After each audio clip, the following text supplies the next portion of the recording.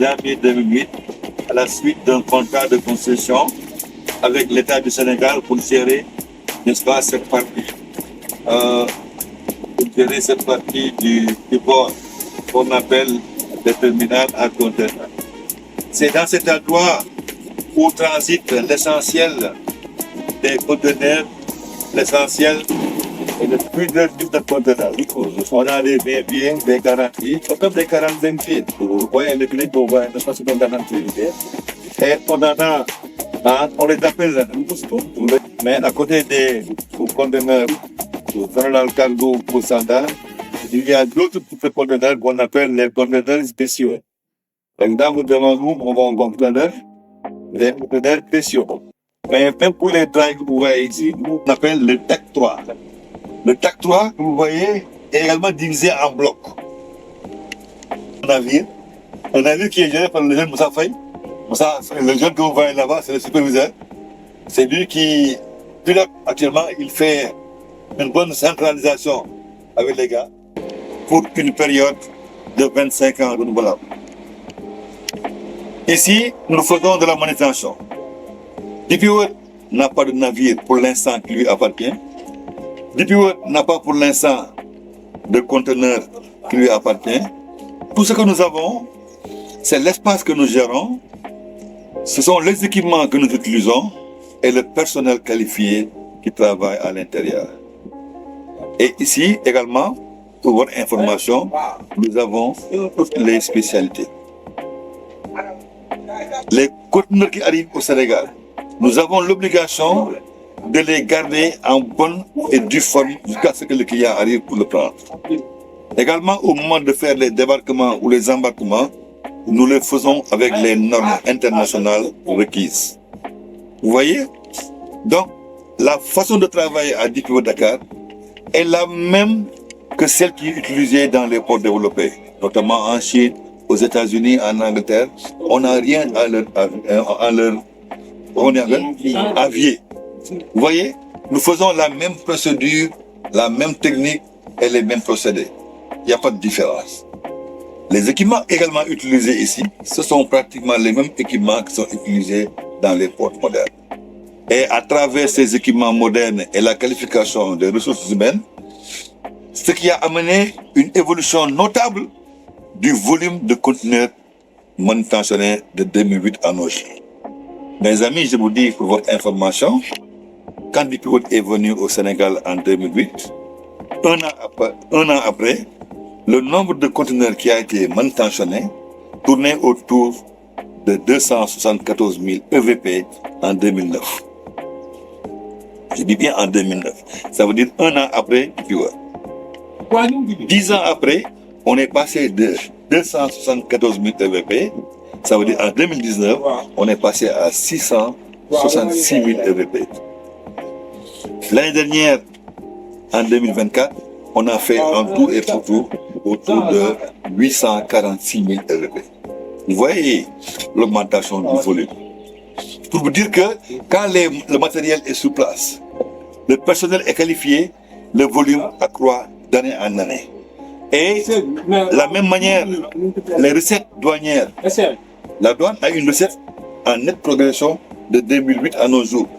Et récemment, en 2024, il se dit que la douane a fait un bénéfice qui tourne autour de 1624 milliards en 2024.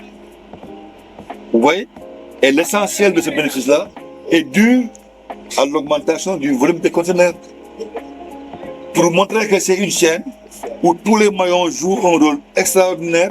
Et ça a créé vraiment une évolution. Et du coup, c'est l'État du Sénégal qui a gagné en évolution des recettes. On a un service d'administration. Henri et l'autre là, les deux là.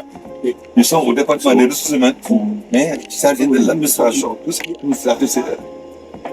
Pour le problème d'accès et de sortie, on dira, allez chercher les gars là. La visite a été utilisée. Eux, ils vont sortir une ferme. Ils ont pris un bus pour 9 ans qui a fait une semaine, 0 km. Pour le mettre à l'intérieur. Donc c'est déjà quelque chose. Ouais. Deuxièmement, vous avez constaté, avant d'entrer, vous êtes fait assurer par l'axe contrôle. Oui. Il y a un agent superviseur qui vient vous parler. Il a son autonomie. Personne n'interfère dans cette équipe. Et quand il finit, quand moi j'interviens aussi, personne ne m'intervient. Et quand il finit également, vous voyez comment j'ai organisé. Et ça, j'ai particulièrement aimé. Ça me permet de parler de ce monde. Et il n'y a pas de pression derrière. Vous avez une autonomie, on fait confiance. Donc c'est une organisation du travail.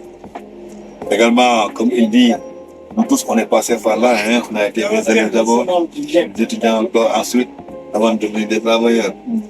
Donc, c'est vrai, il y a une dose de chance qui est derrière, mais il y a également une volonté. Il faut se faire violence. Et la langue de travail, c'est l'anglais. Donc, forcément, les messages, on s'envoie les messages en anglais. Donc, l'anglais, votre information est une matière prépondérante pour travailler dans le secteur. Également, vous le savez, le port est un milieu international. Le navire, le commandant par un officier qui ne parle même pas français. Vous voyez, donc l'anglais est un atout dans ce domaine-là. Oui, bon, ça c'est un peu spécifique. Et elle demande comment on a fait pour remplir la partie qu'il y avait, là où il y avait de l'eau, comment on a fait pour l'assécher. Bon, ça c'est des sociétés spécialisées dans la matière qu'on a utilisée. Ils viennent, ils vont aller à l'intérieur de la mer, ils vont créer une digue, ils vont créer une partie, ils vont séparer les deux parties, je veux dire quoi. Et quand ils les séparent, ils vont mettre une séparation en béton. Ensuite, ils vont séparer l'autre partie et ils vont mettre des machines qui vont pomper l'eau à gauche pour le mettre à droite. Ouais, non? Et en même temps, ils amènent des camions qui viennent décharger du sable dans la mer. Non seulement on aspire l'eau, mais également on charge avec le sable. Donc c'est un peu ça. Donc c'est une technique qu'on a utilisée pour faire le remblage. Brièvement à la question. Est-ce que vous travaillez ici attentivement à être diplômé? J'ai dit oui. Oui, du vrai. Il faut être diplômé. Actuellement, pour dire vrai, même nos chauffeurs à des théories, il faut avoir le.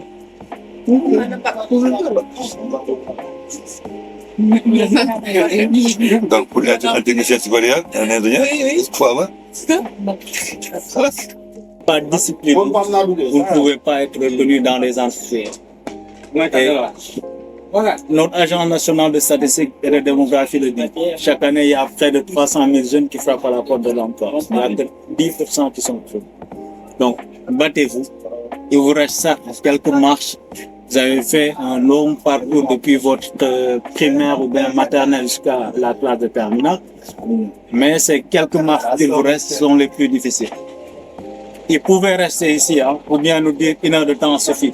Mais vous avez vu combien de temps il a pris. Il a beaucoup de travail.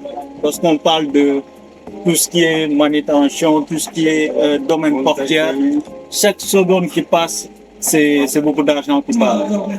Mais le fait de donner ce don de soi-là, d'être surtout l'humilité, c'est quelque chose. On ne peut pas se dire non, je suis directeur, je vais me mettre mes épaules comme ça, ou bien je suis responsable. Non. L'être humain, c'est surtout l'être humain.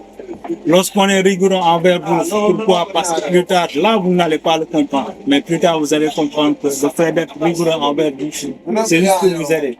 Parce que derrière, si vous n'apprenez pas à être rigoureux dès maintenant, plus tard, en travaillant ici ou bien dans d'autres sociétés, vous n'allez pas être rigoureux. Et l'autre chose qu'il faut comprendre aussi, c'est d'être assidu. Derrière, si l'école, il n'y a pas trop de contrôle sur l'assiduité, il faut vous dire qu'on vous aide pas. De venir avant de respecter l'heure de travail et de sortir peut-être quelques minutes après l'heure. Ça, c'est important. Il faut vous mettre ça dès maintenant dans votre plan d'action. Comme il l'a dit tout à l'heure, c'est que j'ai trop retenu qui était important. En matière de management, on ne dit pas qu'il est, comment ça s'appelle encore? Qu'il est urgent. Qu'il est urgent. Oui. Il faut toujours planifier. Oui.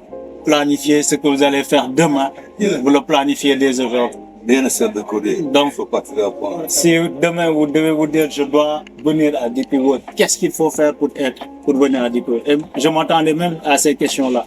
lui demander à monsieur qu'est-ce qu'il faut faire, monsieur Sall, pour être comme vous demain. Quelles sont les compétences qu'il faut pour être comme vous? Quels sont, hormis les diplômes, quelles sont les autres compétences qu'il me faut? Donc, si vous avez ces informations-là, dès à présent, vous vous mettez dans la tête qu'il me faut cela. Hormis les diplômes, il me faut peut-être avoir des notes en anglais, je ne sais pas, peut-être que les documents seront en anglais. Sinon, à défaut, quelles sont les langues qu'il me faut, quelles sont les autres compétences, etc. Est-ce que je dois, pour ceux qui négligent tout ce qui est maths, analyse financière, etc., est-ce que vous aurez besoin de ça? Pour les incoterms, qu'est-ce qu'il faut faire pour les comprendre, etc. Donc, en tout cas, le remercier toute l'équipe, l'envie de monsieur qui a été disponible aussi, qui a fait des va-et-vient, qui nous a pris. Oui. Et ça aussi, c'est très important. Oui. Avant de terminer, juste un standing ovation, les applaudir, les remercier.